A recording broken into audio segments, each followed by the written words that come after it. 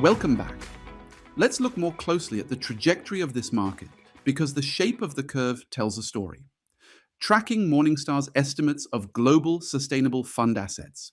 In 2018, they stood at about $0.8 trillion.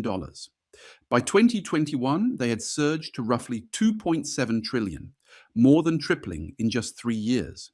That was the peak of the boom. Then something changed.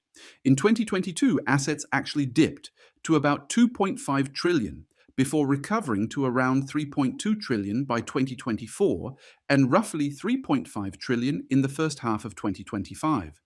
So the headline is still near record highs, but look at the dynamics underneath. The explosive growth stalled after 2021, and crucially, the United States has been in net outflow since 2022. In other words, the recent recovery is essentially a European story, propped up by rising markets, while American investors have been pulling money out. This divergence between a still committed Europe and a retreating United States is one of the defining themes of the whole chapter, and it will come up again and again. Let's make this concrete by looking at the actual products, the flagship sustainable funds and ETFs ranked by assets under management. You don't need to memorize the names, but notice a few patterns. The biggest are overwhelmingly passive index funds and ETFs from the giant providers, iShares, which is BlackRock's ETF arm, and the other index houses. They're cheap, scalable, and they track an ESG version of a familiar benchmark. Very little of this money sits in boutique, hand-picked, deeply researched impact funds. The bulk is in low-cost, broad index tracking products with an ESG screen applied. That single fact that sustainable asset management is mostly passive and mostly index-based shapes almost everything that follows, from who really holds the power to how weak the incentives for genuine engagement turn out to be. Hold that thought. We'll return to it repeatedly. Let's sharpen the distinction between the two big players in the chain, because people constantly blur them. Asset owners hold the capital and set the sustainability mandates.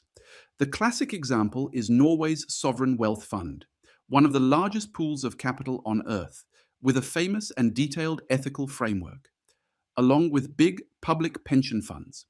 These owners decide, in broad terms, what their money should and shouldn't do.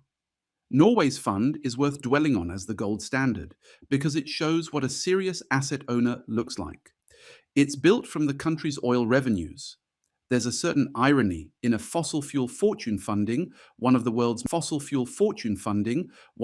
most ethically run investors. And it publishes a detailed public ethics framework with an independent council that recommends excluding specific companies over conduct like severe environmental damage or human rights abuses. When Norway excludes a company, it says so openly and explains why. That transparency is rare, and it's the exception that highlights the rule. Most asset owners are far less clear, and most of the real decisions get delegated down the chain. Asset managers, by contrast, execute that strategy. They build the products, pick or track the securities, and, importantly, vote the shares on the owner's behalf. Now, here's the structural fact that gives this chapter its edge. The asset management market is extraordinarily concentrated. A handful of giant firms manage trillions of dollars between them. And because managers vote the shares, that means a very small number of managers hold enormous influence over corporate ESG decisions across the entire economy. Concentration of assets becomes concentration of power. And that's where we turn next. Meet the big three: BlackRock, Vanguard, and State Street. Together, these three firms hold, on average, around 20 to 22% of every company in the S&P 500. Let that sink in. Through their index funds, three firms are among the largest shareholders in essentially every major American corporation. Now, there's a genuinely interesting theoretical idea attached to this, from the scholars Hawley and Williams, the concept of the universal owner. Because these giants own a slice of the entire economy, they can't diversify away economy-wide harms like climate change. If one portfolio company profits by polluting, another portfolio company bears the cost. They internalize economy bears the cost. They internalize economy-wide externalities. In theory, this gives them a powerful incentive to push all their portfolio firms to reduce negative externalities, like carbon emissions, because they own both the polluter and the victim. It's an elegant argument for why the big three should be forces for sustainability. But these, and this is the catch that defines the stewardship problem, these are mostly passive managers competing on rock-bottom fees. Costly, painstaking engagement with thousands of companies eats into razor-thin margins and benefits their competitors' index funds just as much as their own. So the universal owner has the incentive in theory, but weak incentive to actually spend the money on engagement in practice. That gap between theory and practice, flagged by Bebchuk and Hurst and studied by Azar and co-authors, is one we'll keep probing. There's also a darker reading of all this concentration that you should know about. If the same three firms are large shareholders in every airline, every bank, every car maker, do they really want those companies competing ferociously with each other? Or would they, as common owners, quietly prefer less competition and fatter industry-wide profits? This is the common ownership debate, and it worries antitrust regulators a great deal. So the big three sit at the center of two opposite anxieties at once. From the sustainability side, critics wish they would use their vast ownership to push companies harder on climate. From the competition side, critics worry they already have too much power over corporate behavior. Both can't be fully satisfied. And that tension between wanting these giants to be powerful stewards and fearing their power runs right through the politics of modern asset management. That tension takes us into Part B. The strategy takes us into Part B. The strategies, products, and stewardship of sustainable asset management. We've seen who holds the money and the power. Now let's look at the toolkit, the actual methods and products managers use to turn "we do ESG" into portfolios and votes. Some of these you'll recognize from Part 8, but here we see them operationalized at industrial scale by real firms. Here are the four main strategies, and they'll be familiar friends from the last chapter. First, screening, excluding certain sectors or firms, or selecting the best in class within each sector. Second, ESG integration, embedding ESG data directly into valuation and risk models as just another financial input. Third, thematic or impact investing, targeting a specific goal, like clean energy or the Sustainable Development Goals. And fourth, stewardship, using voting and engagement to actually change how companies behave.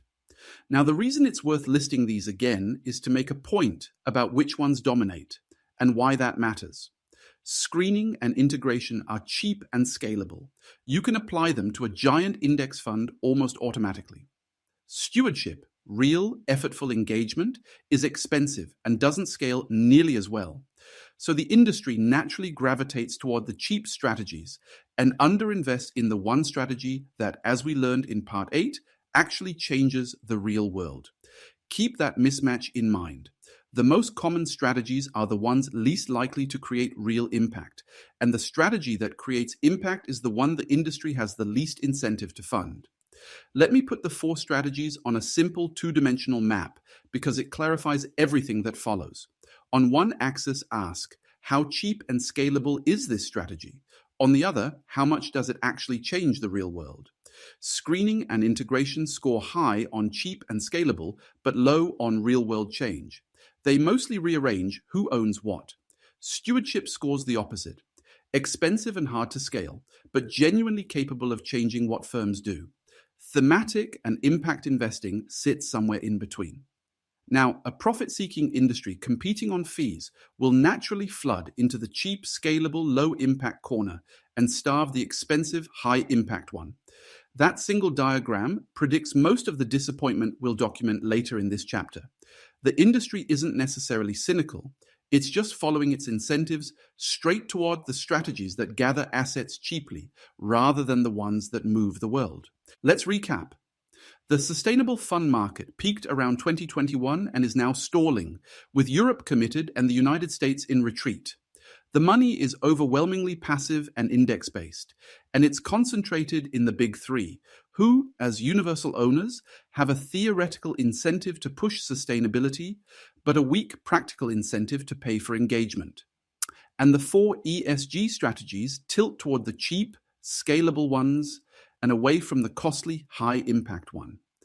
In the next video, we follow that logic into the machinery of passive investing, the enormous quiet power of index providers, the fund labels meant to police it all, and the stewardship tools managers actually use. See you there.